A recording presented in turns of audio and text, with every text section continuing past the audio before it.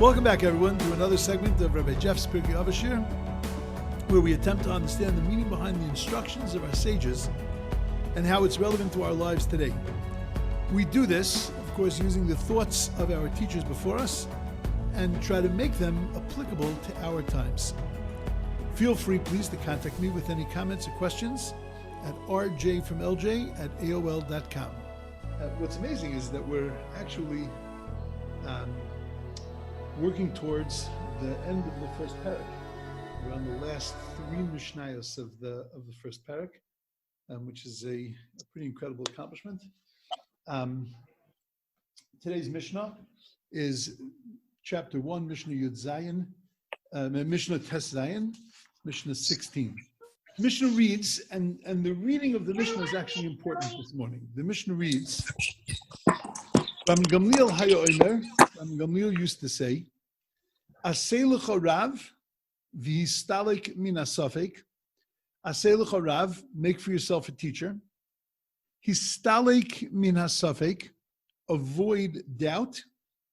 V'al tarbe la'aser amados, and don't make a habit out of tithing by guesswork. Okay. There are three things that before we even, the style of the way that I teach in general, but certainly the way I teach Pirkei Avos is that, you first look at the Mishnah, you have to analyze, you have to ask questions, and then through the questions you can come to an understanding of the Mishnah. But there are three things that just jump out at you in the beginning of this Mishnah.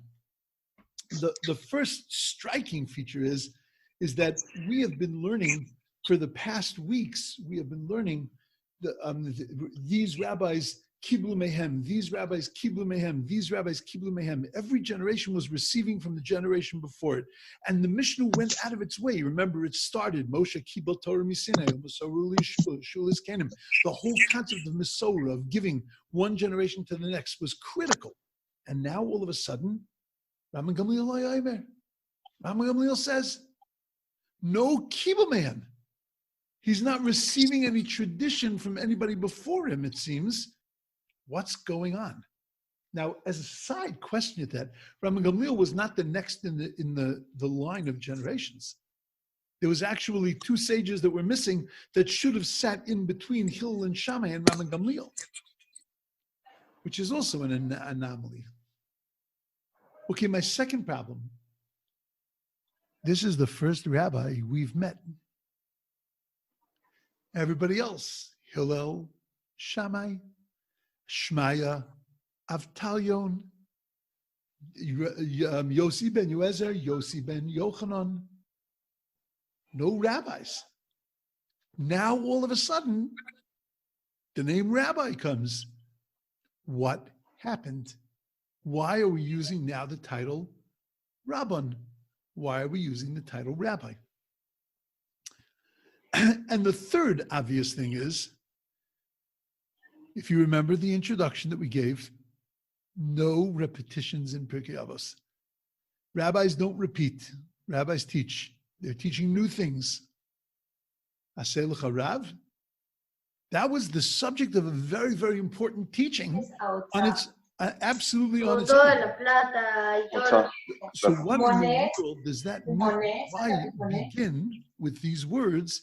Aseh lecha Rav, make for yourself a rabbi.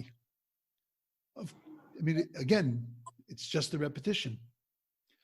Okay, my fourth problem. V'histalek min hasafek. Is that a direct result of Aseh lecha Rav, or is it a separate teaching? Is this two teachings in the Mishnah, or is it, as Levi pointed out in the very beginning, is this a three teachings? What does it mean, histalek min hasafek? The remove yourself from a safek.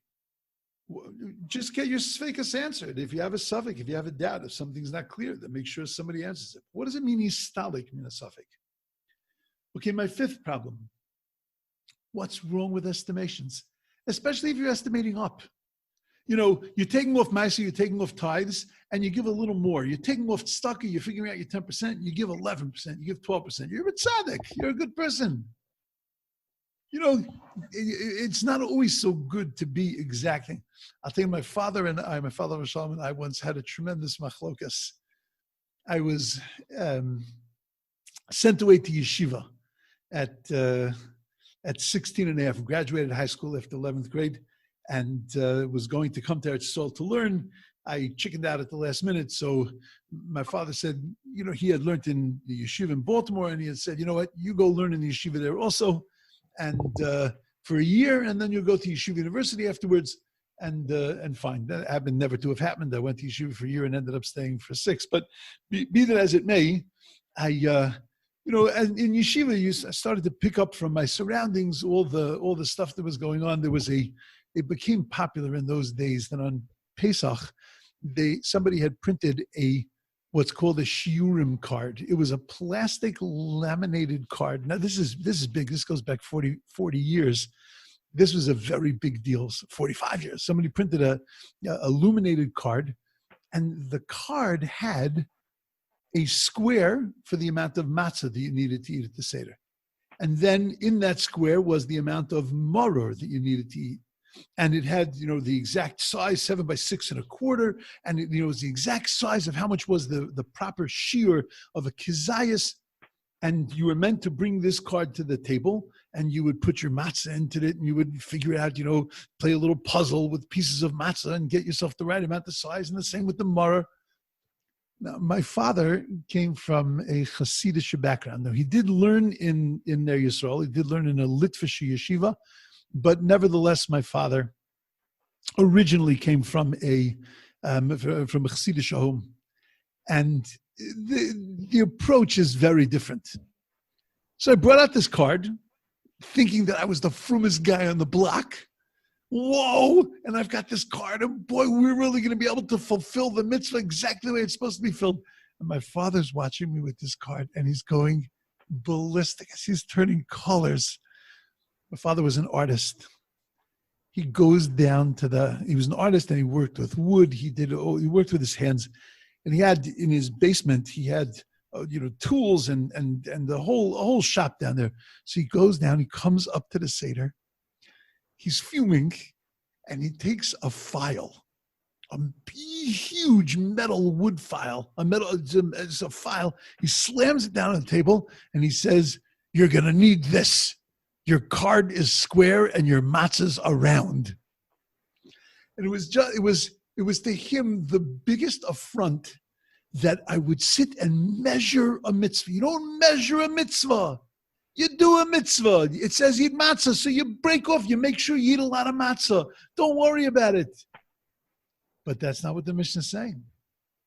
The Mishna is saying, Al tarbe la'aser imados. Don't do things in an estimatory kind of way. Be exacting. What's the value judgment? What's the ethical lesson that the Mishnah is teaching us? Also fascinating is it says, Al tarbe la'aser amados. Don't do it too much. What does that mean? A little bit is okay? If I estimate, sometimes it's okay, but not all the time? Why write those kind of words? Al tarbe la'aser imados. And then my final question, which is the question that we ask all the time when there's a list of things. What's the connective tissue between these 3 teachings? Aseh lecha rav, histalek min hasafek, v'al tarbe la'aser imados. Okay. Let's do a little review. If you remember, in the first Mishnah, in the introduction to Pirkei Avos, we spoke about a concept that Moshe kibel Torah miSinai, Moshe got the Torah from Sinai, u'masar Yeshua, he gave it to Joshua gave it to the elders gave it to the prophets gave it to the men of the Great Assembly, and the men of the Great Assembly said 3 things. So we asked a very simple question on that Mishnah. We said, why did we record the sayings of the men of the Great Assembly of the Anshe Knesset Gedola? Why didn't we record the sayings of the rabbis that came before them? Why didn't we record the sayings of the rabbis, from the sages, or of the prophets. The first words that we record were the words of the Anshe Knesset Gadol, the men of the Great Assembly. And we made a very important distinction. We said that the world changed in the time of the men of the Great Assembly because prophecy died. Prophecy was taken away from the Jewish people. And once prophecy was taken away, and now it was the Anshe Knesset Gadol, meaning specifically as opposed to prophecy. So now we were no longer in the world of prophecy, in the knowledge of prophecy, but we were now in the world of Chachma. We were in the world of wisdom. And in the world of wisdom, that was a different approach. That was a different way of seeing things, of having to use our intellect to be able to understand things, as opposed to God dropping information into our heads.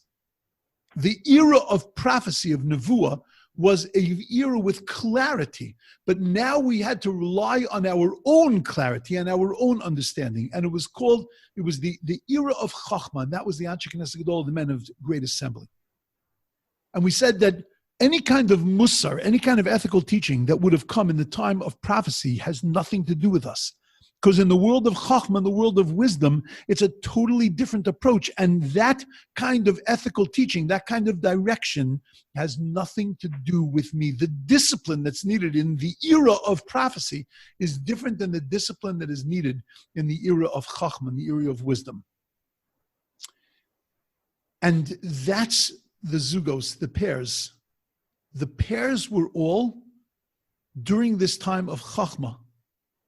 And that they used their incredible intellect and their incredible wisdom to be able to pass the Torah on. What they received, they were able to pass on. There was incredible enlightenment, but the enlightenment was not enlightenment of prophecy, it was enlightenment of wisdom, of knowledge, of understanding. And the wisdom and knowledge and understanding was great. There was almost no machlokas. We spoke as we went through the Mishnayos that machlokas started to arise. There was one machlokas, one difference of opinion in the rabbis in this period of time as to whether you do smicha, put your hands on the head of the animal and push down. It's a way of offering a sacrifice, of whether that could be done on Shabbos and the holidays. And that was the one subject of machlokas. And then in Hillel and Shammai's time, there was a machlokas. There were 3 machlokas and a few more. But then came the time of the students of Hillel and Shammai, of Beis Hillel and Beis Shammai. And Rabu Machlokes b'Yisrael, now there was an incredible amount of Machlokes. And Machlokes here does not mean, whenever we use the word Machlokes, we tend to think that people are at each other's throats. And that's not the Machlokes. It was a civil Machlokes, but it was a Machlokes nevertheless. But how does the Gemara characterize that machlokes? Kiloy shtei Torahs, that there was like 2 Torahs. There was 2 completely different ways of following Torah, of living Torah, of carrying Torah out. And the Talmud gives a reason.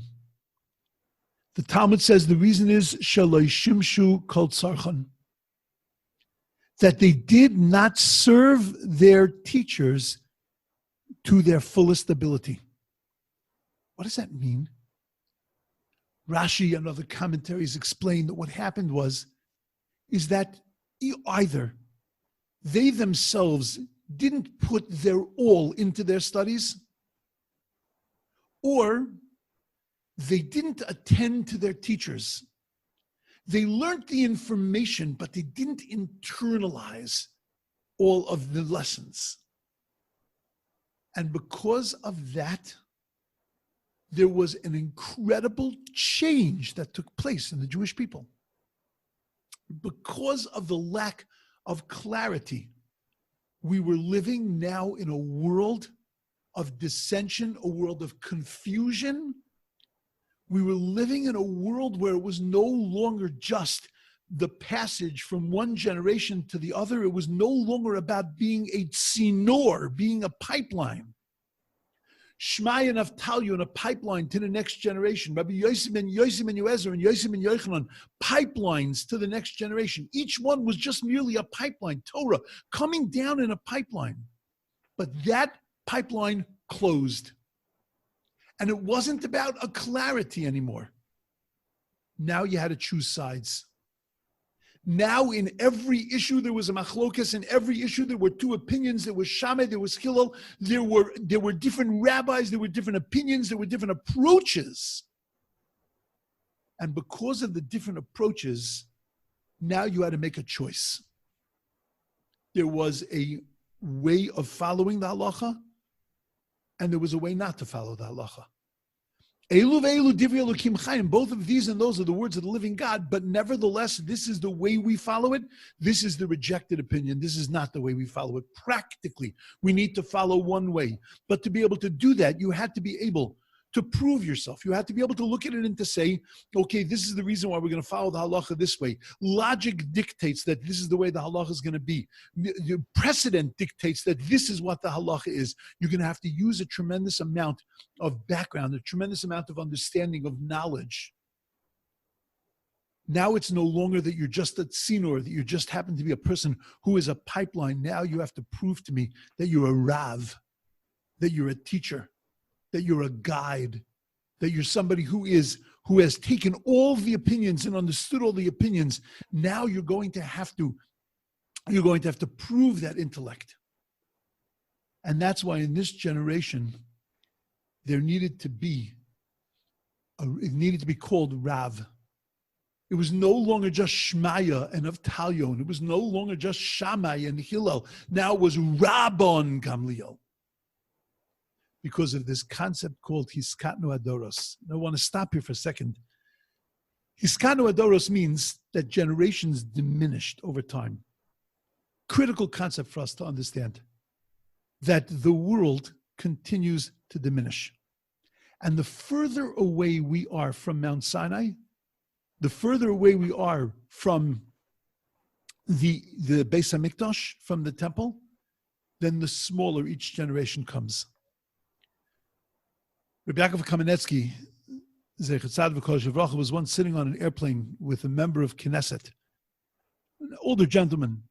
They happened to both be flying to New York. Rabbi Yaakov was flying with one of his grandchildren.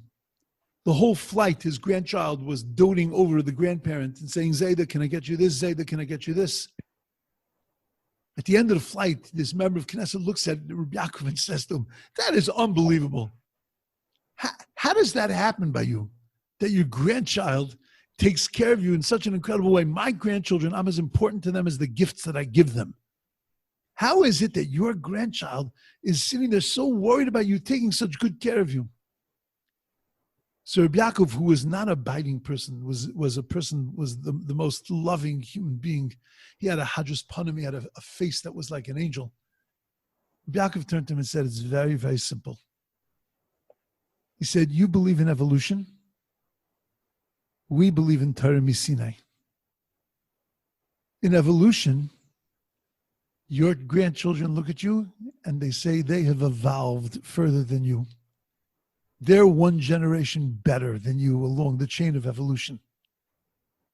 My grandchildren look at me and they say, I'm one generation closer to Maimed Har Sinai, to the standing at the foot of Mount Sinai, and to the Beis HaMikdash and to the temple. And that's why they venerate me, because they look backwards and they say, I'm connected closer back to the past. Your children look at you and say, we're more developed into the future. By us, looking backwards is a critical thing. Saying connected to Maimed Har Sinai is something very, very critical. The event at Sinai was the seminal event that shaped the Jewish people. The closer we are to that event, the greater we are. And as the generations go, the generations diminish. Now, the problem with Hiskatnu Adoros is that you could say, well, if the generations diminish, that means that the rabbis of this generation are on a much lower level than the rabbis of previous generations. And therefore, why would I need to venerate them? Because they're much lower. Every generation that we go, we get lower and lower and weaker and weaker and weaker. And we say that the rabbis of this generation would have been like the water drawers of previous generations. In other words, in previous generations, even the water drawer, even the axeman was somebody who was knowledgeable in Torah. And today, the knowledge of Torah is on such a lower level. So then when we look at it and say, well, if that's the case, I don't need to respect the rabbis of this generation. Understand that if the rabbis are on a lower generation, then the students are also on a lower generation. Hiskatnu Adoros is that the entire relationship between student and teacher, that whole package gets lower and lower. There's a relationship between them. Let's call it 10 degrees between student and teacher. And that 10 degrees remains constant. It's always 10 degrees. It's just that the whole system of it becomes lower and lower and lower and lower. But our teachers are still our teachers. Our teachers are still closer to Sinai. Our teachers are still the ones that know more than we do. But nevertheless, the whole system is diminishing. The whole system is going downwards. That's why we pine away for the Beis HaMikdash. That's why we pine away back for the temple, not only because it is going to reunite the Jews in Israel and all of those amazing ideas, but because it's going to bring us back to the place where our teachers become elevated and we ourselves, the students, also become elevated. It's going to lift up the entire existence of the world. But that's the change that took place in the students of Hillel and Shammai. It was not apparent in the first generation after Rabbi Yochanan ben Zakkai. It was not apparent in Rabbi Elazar ben Azariah, but it was apparent in Rabbi Gamliel's generation. And that's why Rabbi Yehuda Nossi, when he set up the Mishnayos in Pirkei Avos, he put Rabbi Gamliel next.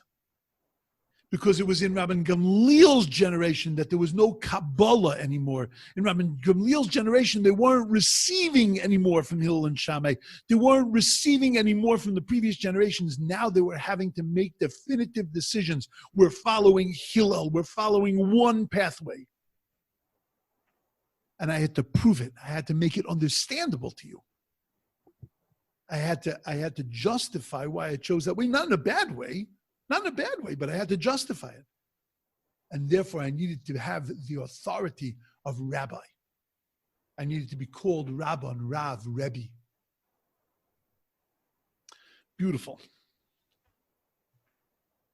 An incredibly important understanding of those first two questions of why Rabban Gamliel and why it doesn't say Kiba Mehem. Beautiful. But now we have to explain the Mishnah. See, up until now, the Mishnayos were dealing with unity and integrity of the individual. Antignos Isocho talked about the unifying a person with love and fear in one person. The Yosis, they talked about the unity in the house and the family members. Poor people should be members of your household. Treat your wife in a certain way. And then Yoshua ben Prachia, Nita, and Erbeli talked about rabbis, friends, neighbors. Shmai and Avtalion talked about relating to leadership. Hillel and Shammai talked about bringing the whole world together. Oev Shalom, Rodev Shalom. And then confusion hits the world. Now nothing is as clear as it was. Confusion reigns. Nothing is integrated. There are so many different opinions, so many different things. Everything seems cogent. Everything seems good. It's not like just in the time of the Tzdukim of the Sadducees, where things were clouded because the Sadducees were trying to schlep away. Now, even in the world of Torah, without the Sadducees, just in the world of Torah, there was so much confusion. And Rabbi Gamliel turns to a generation that has a lack of clarity.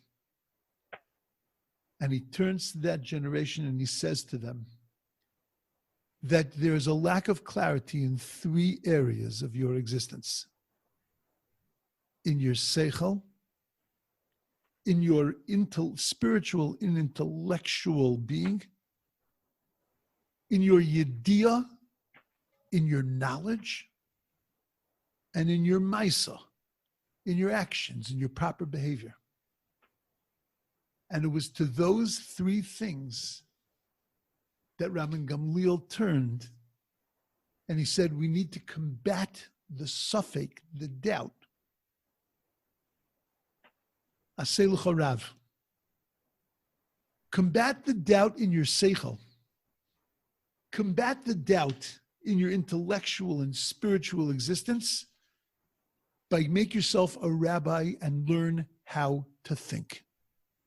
It's not the same Aseh l'cha rav that was in the time of chachma, of wisdom, where you have to make yourself a rabbi, a guide, a spiritual guide. Here, it's Aseh l'cha rav. You need to learn how to think. You need to learn how to look at many things in front of you and how to discern what's the truth, what's not the truth. And then you have a suffix, a doubt in yediyah. There are things you just simply don't know. You know, sometimes when you say, I don't know, it's because you don't know which way to go, right or left. But sometimes you say, I don't know, because you just don't know. I don't know. I don't have the information. So comes along Rabbi Gamliel and he says, Histalik min hasafek. Gain knowledge so that you remove yourself from doubt, so things are not murky. You know why we have a lot of shilas? A lot of times we have questions because we simply don't know. It's not that we don't know which way to turn, but we just don't know. We don't have the information available. And that's why we live sometimes confused, murky. So says Rabbi Gamliel to his generation, stop being confused. Get the info. V'altar b'la'aseri mados, he says to them, that in this third area of Maisa, of action, don't live in the ballpark. Live precisely. You know, a lot of times people are satisfied when they do mitzvos in the ballpark. It's in the ballpark, you know, it's sort of like a Shabbos. You know, it's sort of kosher. It's like, you know, it's in the ballpark. It's there. It's basically davening. It's basically okay. I'm not so careful with lashon hara, but I'm careful. I mean, I think about lashon hara. I mean, I'm there. Like I'm in the ballpark. In the ballpark is great, but that's not the way we serve Hashem. It's the way we're able to check things off in a checklist. Did you do this today? Check. Did you do this today? Check. But all that does is allow us to check it off. It doesn't allow us to say 100%. Doesn't allow us to say, yes, we did it exactly the way it's supposed to be done. For that, we require precision. And that's what Rabbi Gamliel says to his generation. Look, there are certain things where you're going to be in the ballpark and you're not going to be precise. But al tarbe la'aser mados. Don't do that too much. Don't do that too often. There are a few things, every once in a while, you know, we're human beings, it's going to happen. But that can't be the way, the direction that you live. The direction you live has to be precise. We have to be exacting. Halacha is not, you know, it wasn't that God stood in the Mount Sinai and said 10 suggestions to the Jewish people.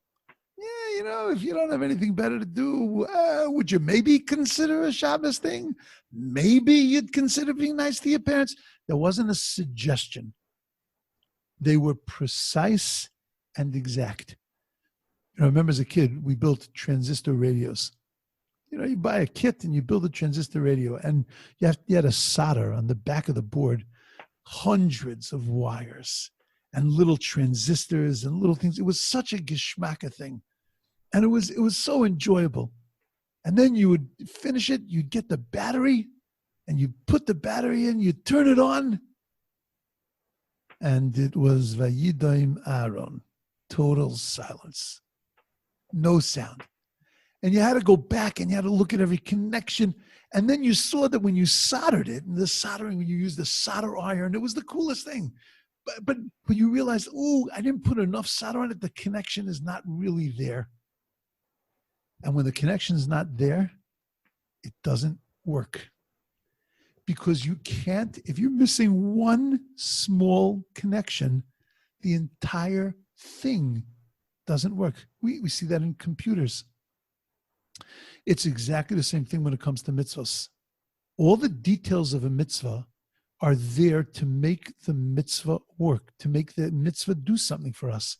If one small thing is missing, the entire thing is gone. That's what he's saying. Altar b'la'aser imados. You can't do this too often. You can't live a Jewish life if it's not precise. Look, you can have edges that are not precise. You can have edges that are not careful, but you can't have a structure where you're missing pieces in the structure, even if they're tiny, minute little pieces. And that's who Rabbi Gamliel was talking to. This is not a repetition. This is talking to a new generation, a generation of confusion that needs to live with clarity. Aseh lecha rav, learn how to think. Histalik min hasafek, gain knowledge. So you remove yourself from doubt. V'altar b'la'aser imados, live precisely. Beautiful. Now I know that there's a lot to talk about in this Mishnah. This would have been a good hour one. Tomorrow, I'm going to open with questions tomorrow. I'm sticking around for a couple of minutes now also. You can ask me questions. But tomorrow, I would love for anyone to ask questions on this, because I think I presented today some major points that I'm sure will generate some questions. Okay. Tomorrow morning, same bad time, same bad channel. And tomorrow, the Mishnah is an incredibly phenomenal, important Mishnah. I'm hoping I could do it in one shot, but it's a Mishnah on silence. On silence being the best thing for a human being. We have to develop it, but that silence is sometimes the best. It's a difficult thing to say to a rabbi and a teacher, but nevertheless, silence is really the best way for a person to exist in this world. Okay, we'll see that tomorrow.